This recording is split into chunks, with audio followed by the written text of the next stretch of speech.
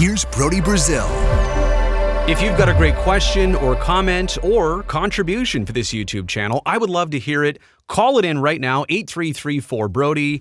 That's the number. When you call, it goes straight to voicemail. You leave a great message, and then I get to listen to all of them and respond to the very best ones in a future video. Hello, Brody. This is Mark from Castro Valley. Hey. I was hoping you could do a video on the sale of the San Jose Earthquakes.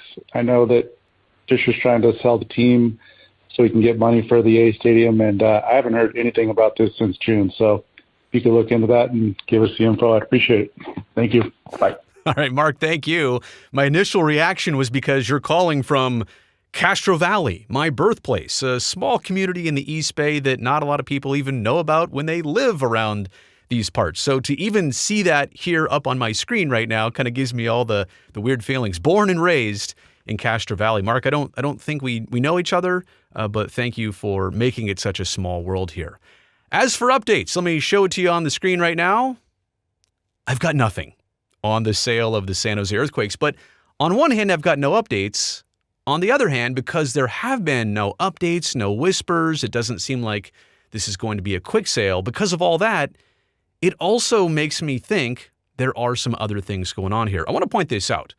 The Portland Trail Blazers recently sold, and I don't need to go into all the weeds and the details here of how that team was sold, but it was in the trust of somebody who passed away. They literally listed the team for sale in May of this year, and it's sold by August. It just proves that if you are highly motivated to sell a team, to move forward, that there is an agreeable price, and you don't have to milk this and stretch it out for every last dollar. And in some cases, there's a lot of interest, like owning an NBA team and the valuation of those teams. It's going very much one direction. It's going up right now.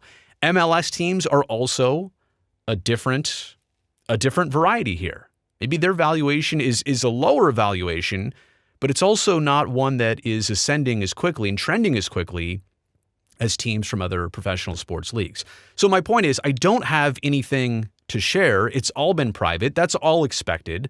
I mean, it wouldn't be too surprising to hear some whispers along the way. And sometimes those whispers, they come from the invested parties here, like the Earthquake side of it, the John Fisher side of it. If you have multiple groups or entities bidding, you want those entities to know about each other. You want them to understand that there's a little bit of a bidding war and that there's competition. What does that do? That drives up the value of your franchise. But because we're not hearing any of that, and you can't fabricate any of that because people would look around and say, well, who are these people? That means to me, there are just kind of no fish biting on this line right now, biting on this hook, biting on this bait.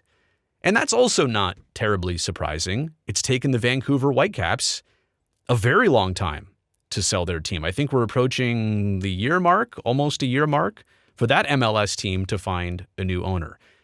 You'd have to think that any potential buyer of the Earthquakes is also very well aware of the need to sell the Quakes and get the liquid assets as part of selling that team. John Fisher has been quoted as saying that the sale of the Earthquakes has no direct relation to his endeavors in trying to build a $2 billion ballpark in Las Vegas.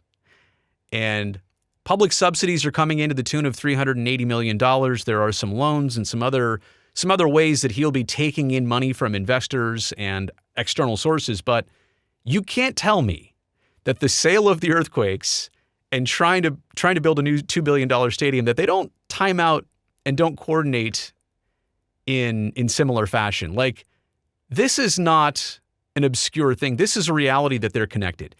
You're selling the Earthquakes because you want the money. You either need or want the money to put it towards building a stadium. And I don't see why there's anything wrong with that, but to deny it makes it even worse. If you have reservations about, well, you need to sell this to get that, that's fine. But to deny it is like almost doubling down on somebody's reservations. Why be this mysterious about it? Why not be transparent? I'm selling this team to help out that. But that is the point.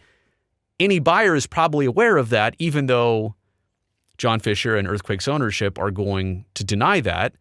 But any buyer is going to know that, well, this team has to move. And there is probably an urgency to do so. So if I'm the buyer, the potential buyer, why not wait?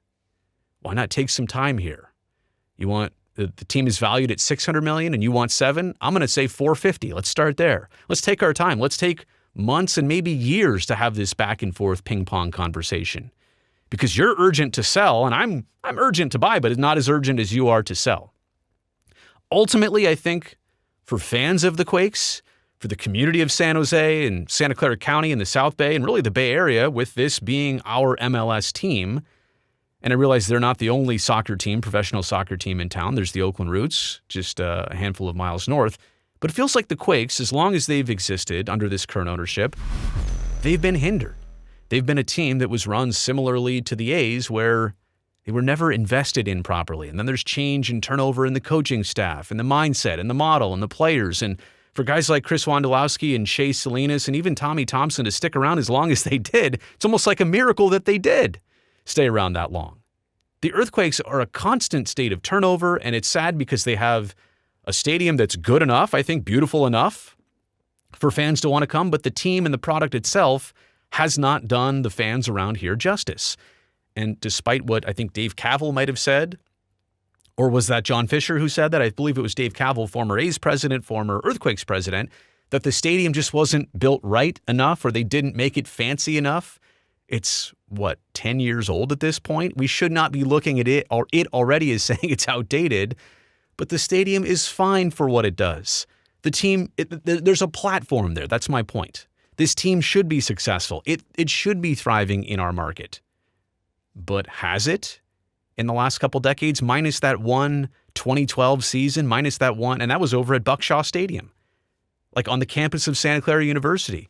Has the team ever thrived under current ownership? So for fans, eventually, if and when this happens, it's going to be like setting it free. I also wonder about the sale of a team to announce it like mid-season. And I guess John Fisher may have not had a tremendous choice. He wants or needs the money. But this feels like it would have been such a better thing to announce after the season is over, less of a distraction, maybe more of an opportunity. So maybe a sale is more likely to happen or be announced in an off-season situation. But look, right here, right now, there's not a lot to report. And for John Fisher, that's probably not a great thing. For the speculation point of this, not a great thing. Maybe the team won't sell. Maybe it'll take a very long time. I'm surprised we haven't heard any whispers. I understand that there would be if they wanted that competition to take place. So something to keep an eye on, something that's connected to so many other things. So this is also an interesting story. We don't talk about it a lot. To your point, this hasn't been mentioned in more than 2 months now since it was announced. So we'll continue to keep tabs on it. Thanks for the call. Appreciate everybody's comments down below. Also, a thumbs up while you're down there. Helps me, the video, and the channel. And don't forget to hit that subscribe button. I would love to see you back here next time.